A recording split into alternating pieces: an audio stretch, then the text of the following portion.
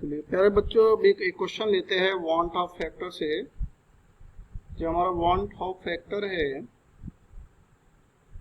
Important topic है कि आई की वैल्यू क्या होती है, आई को कैसे इंट्रोड्यूस किया। जैसे कि हमने पहली वीडियो में बताया कि आई की वैल्यू हम कैसे निकालते हैं। यहाँ पे हम कुछ क्वेश्चन लेते हैं, सिंपल से क्वेश्चन आते हैं और डेफिनेटली बोर्ड में और आपके कंपटीशन एग्जाम में क्वेश्चन श्योर आएगा। क्वेश्चन लिया, find the value of want Hoff factor I for the given solution. एक सॉल्यूशन है हमारा K2SO4 का, जिसका 90% आयनाइजेशन होता है। दूसरा सॉल्यूशन है हमारा एल्यूमिनियम क्लोराइड का, जिसका 60% आयनाइजेशन होता है। एक 40% डिसोसिएशन होता है, ये K4FeCnO6 पोटेशियम फेरोसाइनाइड।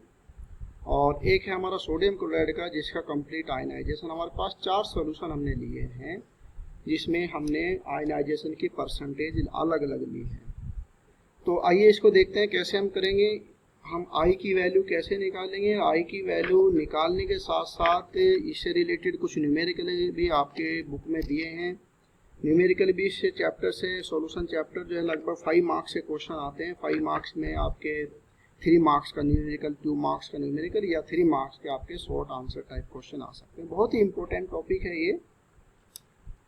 देखते I, you know, remember this formula, alpha is degree of dissociation और डिग्री ऑफ आयनाइजेशन, और it is equal to I-1 divided by n-1। I क्या है हमारा वांट ऑफ फैक्टर, n क्या है number of ions formed after ionization, और alpha हमारी होगी डिग्री ऑफ डिसोसिएशन। अब देखते हैं अल्फा जो ये है, ये कैसे फाइंड आउट करते हैं हम लोग। पहला केस लेते हैं हम लोग बच्चों। 90% आयनाइजेशन मीन्स हुआ आपका कि अल्फा जो है वो 90% है। 90% का मतलब 90 डिवाइडेड बाई 100 कितना हो गया, ये 0.9। अच्छा, K2SO4 को आयनाइज करेंगे, ये क्वेश्चन बोर्ड में पूछा गया बच्चों। K2SO4 को आयनाइज करेंगे तो 2 पोटेशियम के आयन मिलेंगे, एक सल्फेट का मिलेगा। तो टोटल आयन कितने हो गए, 2 and 1 3। तो टोटल नंबर ऑफ जो आयंस है, नंबर ऑफ पार्टिकल्स जो बने हैं आफ्टर डिसोसिएशन, वो हो गए हमारे पास 3। ये जो आयंस हैं, ये आयंस जो है आयन मोल है, ये मान के चलिए। तो अल्फा हो गया हमारा कितना, अल्फा हो गया हमारा 0.9। आई हो गया वांट ऑफ फैक्टर, हमें फाइंड आउट करना है, एन की वैल्यू 3 हो गई।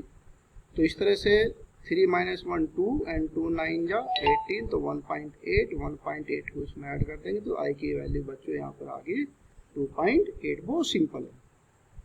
इसके बाद सेकंड केस देखते हैं हम लोग। सेकंड केस में क्या दिया है, 60% एल्यूमिनियम क्लोराइड का सॉल्यूशन लिया है। तो यहाँ पर अल्फा की वैल्यू कितनी हो जाएगी, 0.6। एन कितना हो जाएगा यहाँ पर, इसमें एन हो जाएगा इसका कि 3 हमारे, एक हमारे एल्यूमिनियम का बना और 3 हमारे क्लोराइड के बन गए। तो टोटल जो एन है बच्चों यहाँ पर हो गया 4। यहाँ पर एन हो गया 4, ये थोड़ा इसमें मिस्टेक होगी, इसको ठीक कर लीजिए। एन की वैल्यू यहाँ हम 4 रखेंगे, इसको थोड़ा गलत है, एन की value 4।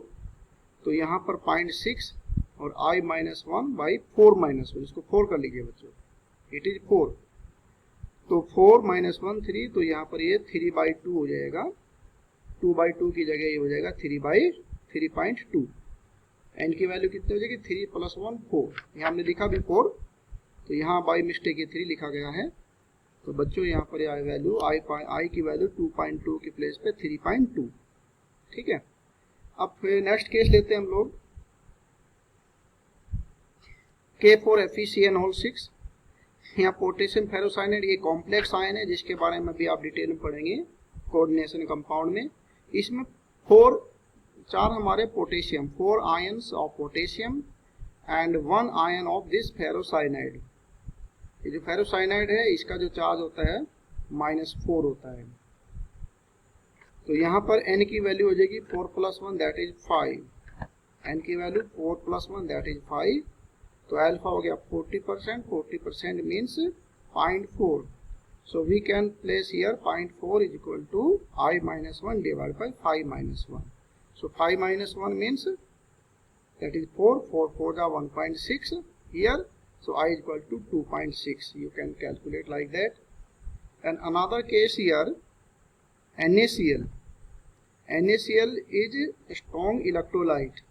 NaCl is a strong electrolyte, and it will break down as sodium ion plus chloride ion. So it will give two particles, two ions after breaking down, after ionization. And alpha, when we assume that complete ionization is taking place, or the compound is ionizing completely, dissociating completely, so that is alpha is always 1. Alpha is always 1, 100 upon 100, that is 1. So here we can put the value again in this formula. So I is equal to, here I is equal to alpha is equal to I minus 1 upon 2 minus 1. Alpha is 1, so I minus 1 by 2, that is I is equal to 2. So from here we are getting one concept very much clearly. एक बड़ी बात हमें यहाँ से पता लग रही है बच्चों की, जो सॉल्ट, पहले भी मैंने वीडियो में बताया, जो सॉल्ट कंप्लीटली आयनाइज होगा तो उसके लिए आई की वैल्यू क्या होगी, जितने उसके आयंस बनेंगे.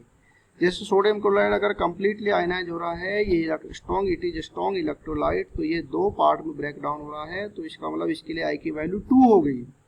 पोटेशियम सल्फेट अगर 100% आयनाइज होता है, कंप्लीटली आयनाइज हो रहा है, तो इसका मतलब पोटेशियम सल्फेट के लिए आई की वैल्यू कितनी हो जाएगी, 3.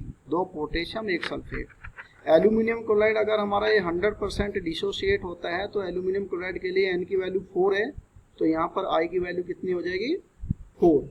तो इस तरह से क्वेश्चन आपके पूछे जाते हैं. कुछ एनसीईआरटी में क्वेश्चन दिए हैं, उनको आप सोल्व करिए. और यहाँ पर डिग्री ऑफ डिसोसिएशन दिया है, तो कई बार आपसे पूछा जाएगा आयनाइजेशन कांस्टेंट, जो आपने 11th में पढ़ा है. तो ये दो टॉपिक जो इम्पोर्टेंट टॉपिक थे हमारे, elevation in boiling point, depression in freezing point and want Hoff factor से रिलेटेड सिंपल क्वेश्चन आपसे पूछे जा सकते हैं.